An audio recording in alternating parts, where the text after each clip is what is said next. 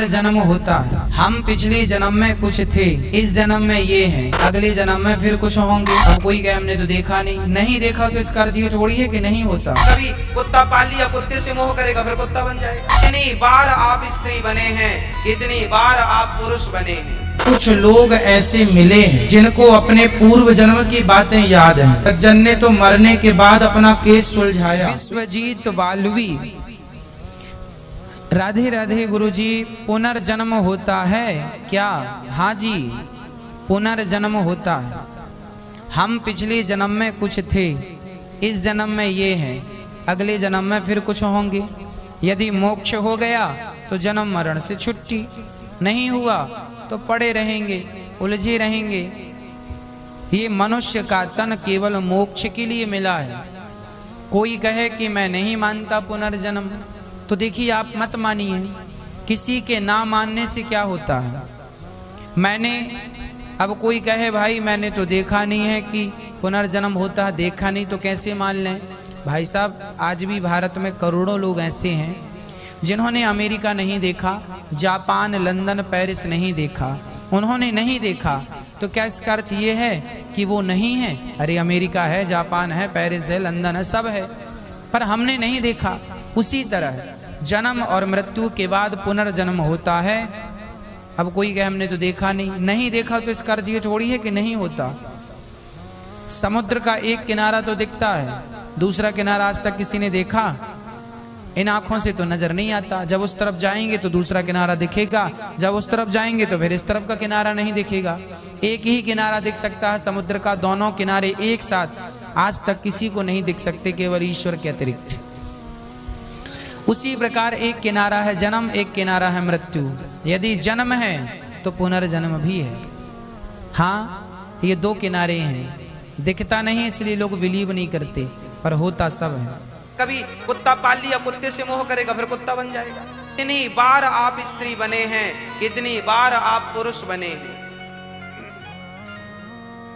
कितनी बार पुनरपि जननम पुनरपि मरणम पुनरपि जननी जठरे शयनम। कितनी बार हमारा और आपका जन्म हो चुका है। अब तो जाग जाओ, मन केवल परमात्मा में लगे। स्त्री में लगेगा तो स्त्री बनना पड़ेगा, पुरुष में लगेगा पुरुष बनना पड़ेगा। कब तक स्त्री बनती रहोगे? कब तक बच्चों की माँ बनती रहोगे? कब तक बाप बनते रहोगे? अरे कब भगवान के चरणों में जाओगे? कब अपना कल्याण करोगे? मैं आपसे ये जानना चाहता हूँ कि जैसे सिख धर्म में ये माना जाता है कि किसी व्यक्ति की मृत्यु हुई है, वो कहीं ना कहीं फिर जन्म लेगा। क्या इस्लाम इसको मानती है? नहीं, कहीं ना कहीं नहीं, सिर्फ एक जगह लेंगे, आखिरी नेक्स्ट जिंदगी। और यही सही मानों में वेद में लिखा है, पुनर्जन्म नेक्स्ट जिंदगी। कहीं ना कहीं यहाँ पैदा हुआ, अमेरिका में करेंगे बिल्कुल, किधर भी वेद में नहीं लिखा है। वेद में कहीं नहीं लिखा है, ये पंडितों ने अपनी तरफ से पेश किया है। पुनर्जन्म जो कुरान में है और वेद में है, उसके मानी नेक्स्ट लाइफ, ये हम मानते हैं। लेकिन कहीं ना कहीं यहाँ लेगा नहीं, एक ही जगह आखिरत में। और क्योंकि साइंटिफिकली ये लोग जो कहते संस्कारा, क्या आप अच्छे काम करेंगे तो आप स्वर्ग में जाएंगे, अच्छे काम करेंगे तो अगले जन्म में आप इंसान बनेंगे, बराबर कि नहीं? स्वर्ग में जाएंगे तो आने की जरूरत क्या? फिर स्वर्ग में रहना अच्छा ना, धरती पे क्यों आएंगे? फिर कुछ मतलब में स्वर्ग में जाके फिर वापस आते। अगर स्वर्ग में जाके इनाम मिल गया तो यहाँ वापस क्या आते? अगर नरक में गए तो वापस यहाँ जिंदगी में आके फायदा क्या? अगर आपको सजा मिल गई तो यहाँ फिर आप आके क्यों कुत्ता बिल्ली बनते? अगर आप देखेंगे आज दुनिया में क्राइम बढ़ रहा है क्या घट रहा है? बढ़ रहा है। आप मानते ना? मैं भी मानता हूँ। ये जो फिलॉसफी संस्कारा की, अगर बुरे काम करेगा इंसान तो अगले इसमें वो बनेगा लेस, अच्छे काम करेगा तो बनेगा इंसान। क्राइम जब बढ़ रही है, इंसान की तादाद बढ़ रही है क्या घट रही है? मेरे समझ से तो घटनी चाहिए, लेकिन नहीं घट रही है। उसका मतलब लॉजिक गलत है ना आपकी? जी हाँ, बराबर। तो ये लॉजिक है ना, आप मान गए तो कबूल करो। अभी जो पुनर्जन्म है वेद में, सिखिज्म में, इस्लाम में यकसा है। क्या अगले बार जिएंगे, एक बार मरेंगे, अगली बार आपका हिसाब किताब होगा, डे ऑफ जजमेंट।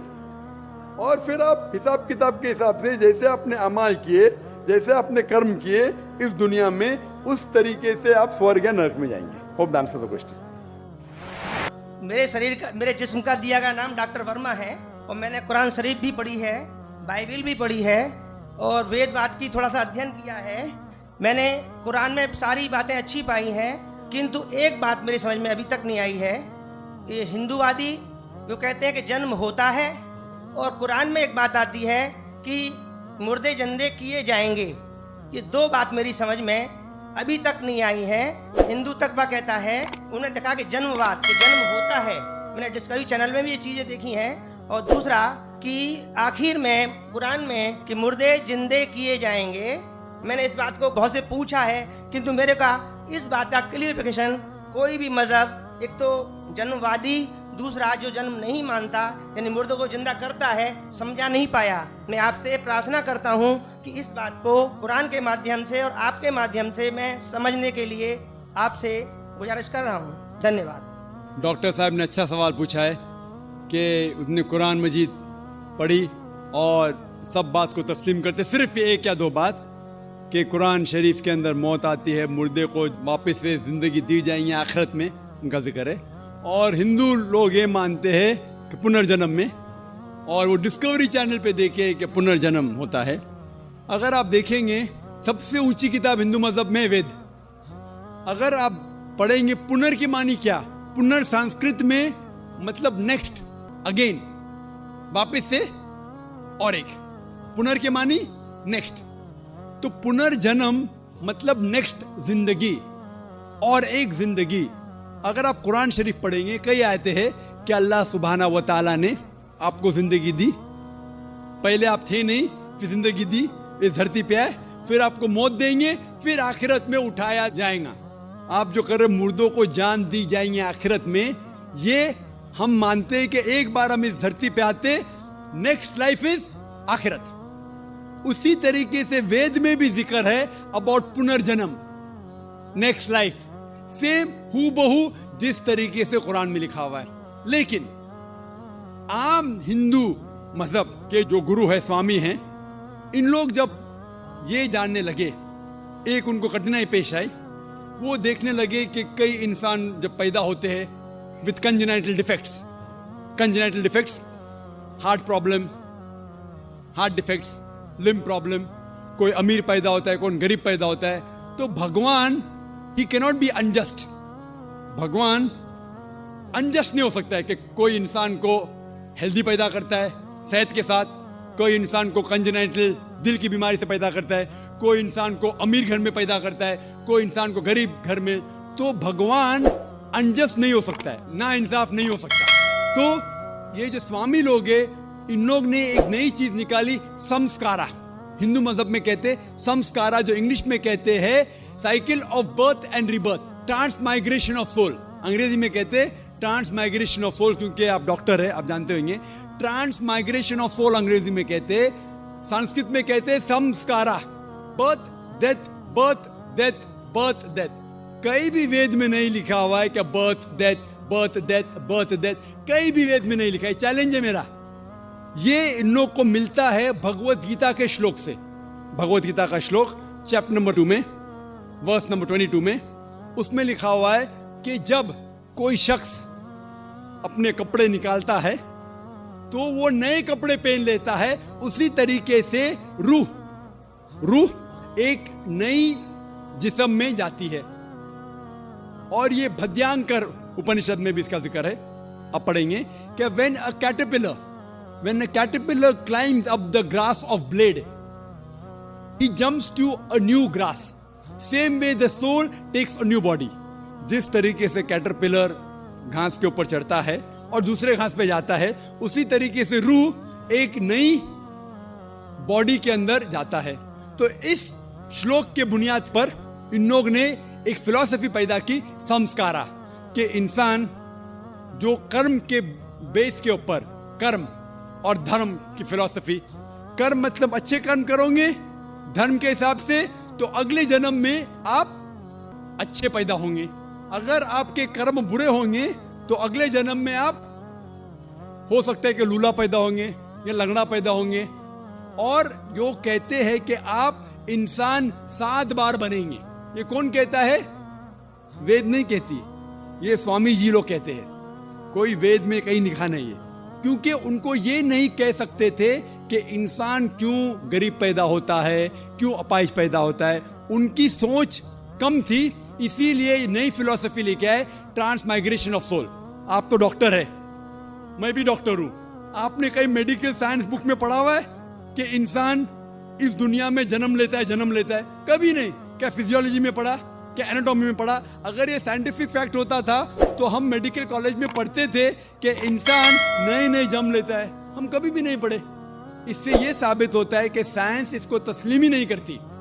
जो आप कह रहे डिस्कवरी चैनल में देखा, जो आप कह रहे हैं, अगर ये हक होता था तो हमारे साइंटिफिक बुक में भी ये लिखा होता। तो ये कहना कि साइंटिफिक प्रूफ है कि हम जन्म लेते हैं, बिल्कुल गलत है। इस्लाम जो इसका जवाब देता है वो है कि इस्लाम तस्लीम करता है कि अल्लाह सुब्हानहू व तआला कुछ लोग को अपाहिज पैदा करता है, कुछ लोग को अच्छी सेहत देता है, कुछ को गरीब, कुछ को अमीर। इसकी वजह है कि अल्लाह ताला फरमाते हैं सूरह मुल्क में, सूरा नंबर 67 आयत नंबर 2 में, अल्लज़ी खलक़ल मौत वल हयाता, अल्लाह सुब्हानहू व तआला ने मौत और जिंदगी बनाई ताकि आप लोग को जांच सके, आप लोग का इम्तिहान ले सके, आप लोगों में से कुछ लोग अच्छे हैं। ये जांच पड़ताल करने के लिए ये जिंदगी हमारे लिए इम्तिहान है। और अल्लाह ताला फरमाते हैं सूरह अनफाल में, सूरा नंबर 8 आयत नंबर 28 में, कि आपके बच्चे और आपकी जायदाद आपके लिए फितना है। आपकी जायदाद और आपके बच्चे आपके लिए एक टेस्ट है, आपके लिए इम्तिहान है। अल्लाह ताला कुछ लोग को गरीब घर में पैदा करता है, कुछ लोग को अमीर। जो लोग अमीर है उनके लिए इम्तिहान है कि वो ज़कात देते क्या नहीं। जैसा कि मैंने कहा मेरी तकरीर में, तीसरी बुनियादी बात इस्लाम में है ज़कात। जिस शख्स के पास 85 ग्राम से ज़्यादा सोना है या उसके मुकाबले में धन है, उसको 2.5% ज़कात देना फ़र्ज है।